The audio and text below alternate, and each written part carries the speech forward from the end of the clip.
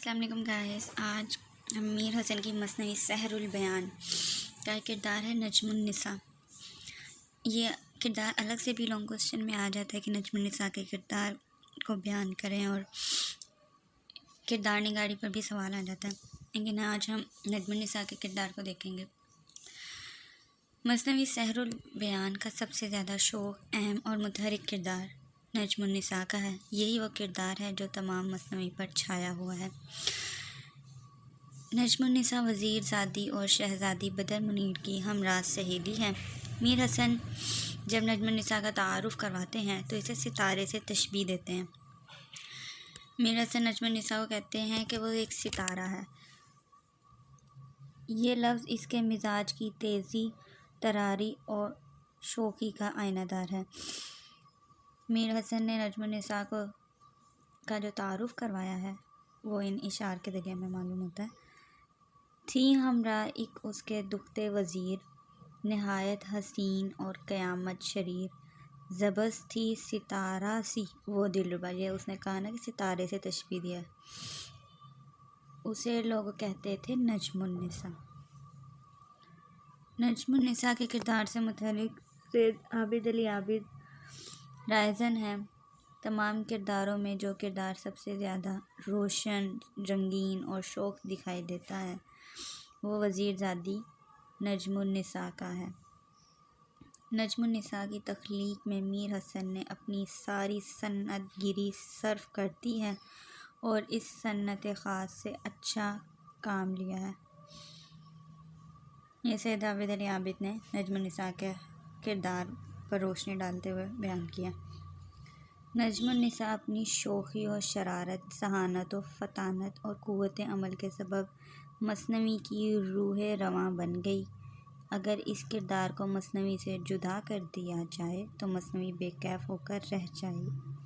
اگرچہ یہ کردار ضمنی ہے لیکن سب سے زیادہ اہمیت کا حامل ہے۔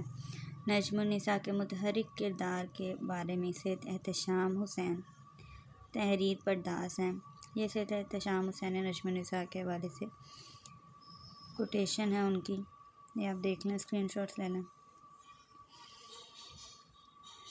نجم النساء کہانی میں اس وقت ظاہر ہوتی ہے جب شہزادہ بے نظیر بدر منیر کے باغ میں آتا ہے۔ وہ دونوں ایک دوسرے کو دیکھتے ہیں اور جلوہ حسن کی تاب نہ لا کر بے ہوش ہو جاتے ہیں۔ جلوہ حسن کی تاب نہ لا کر مطلب وہ دونوں ایک دوسرے کو دیکھتے ہیں اور ایک دوسرے کے حسن کو دیکھتے ہیں، تو شہزادی بھی بہت خوبصورت ہے اور شہزادہ بھی، تو وہ اتنے خوبصورت چہروں کو دیکھ کر وہ بے ہوش ہو جاتے ہیں کہ انہوں نے اس جیسی خوبصورتی پہلے نہیں دیکھی تھی۔ اس موقع پر نجم النساء کہانی میں تحرک پیدا کرتی ہے، وہ کہانی کو آگے لے کر چلتی ہے، شہزادے اور شہزادی کی محبت کی داستان کو آگے پہنچانے والی نجم النساء ہے۔ ان دونوں پر گلاب چھڑکتی ہے، گلاب مطلب ارکے گلاب،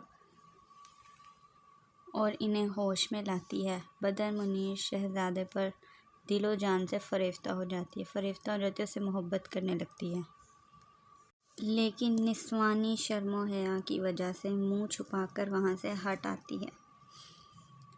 نجم النساء بدر منیر کے دل کا چور پکڑ لیتی ہے کیونکہ وہ اس کی سہیلی ہے، نجم النساء بدر منیر کی، تو اس کو پتہ ہے اس کی سہیلی کے دل میں کیا چل رہا ہے۔ وہ کم سنی، چھوٹی عمر میں ہی نسوانی فطرت کے اسرار و رموز سے بخوبی آگاہ ہے اور شہزادی کا اشتیاق بڑھاتی ہے، اشتیاق شوق، اور شہزادے سے ملاقات کی ترغیب دیتی ہے۔ اب یہ میر حسن نے جو مثنوی کے اشعار کوٹ کیے ہیں وہ ادھر پیش کیے گئے ہیں کہ اتنے میں آئی وہ دختِ وزیر، لگی ہنس کے کہنے کہ بدر منیر۔ نجم النساء آئی اور بدر منیر سے کہنے لگی، مجھے چوچلے تو خوش آتے نہیں، یعنی کہ مجھے ادھر ادھر کی بات نہیں آتی کرنی، تیرے ناز بے جا یہ باتیں نہیں، میری طرف ٹک دیکھ تو ہائے ہائے، مثل ہے کہ من بھائے منڈیا ہلائے۔ یہ منڈیا لکھا ہوا ہے میم نون ڈال یہ الف یا منڈیا۔ منڈیا مطلب سر، کیا ہے اگر تو نے گھائل اسے، تو مت چھوڑ اب نیم بسمل اسے۔ کہاں یہ جوانی کہاں یہ بہار، یہ جوبن کا عالم رہے یادگار۔ ان اشعار میں نجم النساء کے مزاج کی لاابالی، بے فکری، لذت کشی اور طیش پسندی جھلکتی دکھائی دیتی ہے۔ جب بے نظیر اور بدر منیر پہلی بار ملتے ہیں تو پابند حجاب رہتے ہیں، مطلب ایک دوسرے سے زیادہ بات چیت نہیں کرتے اور ایک دوسرے سے کھل کے بات بھی نہیں کر سکتے۔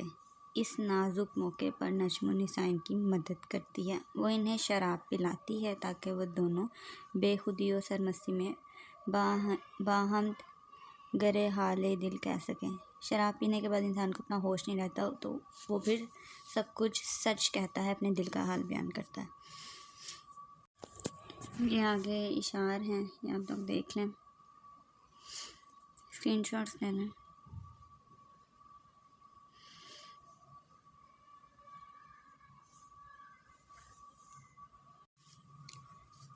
جب نجم النساء کو یہ پتہ چلتا ہے کہ شہزادی بدر منیر بے نظیر کے عشق میں بہت سنجیدگی سے گرفتار ہے تو وہ ایک انسانی عزم لے کر شہزادے کی تلاش میں جوگن کا روپ دھار کر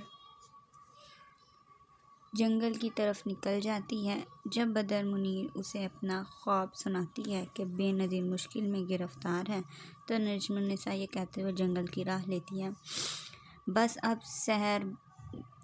اب سر بسرا نکلتی ہوں میں، اسے ڈھونڈ لانے کو چلتی ہوں میں، جو باقی رہا کچھ میرے دم میں دم، تو پھر آگے یہ دیکھتی ہوں قدم، دیگر مر گئی تو بلا سے موئی، تو یوں جانیو مجھ پہ صدقے ہوئی۔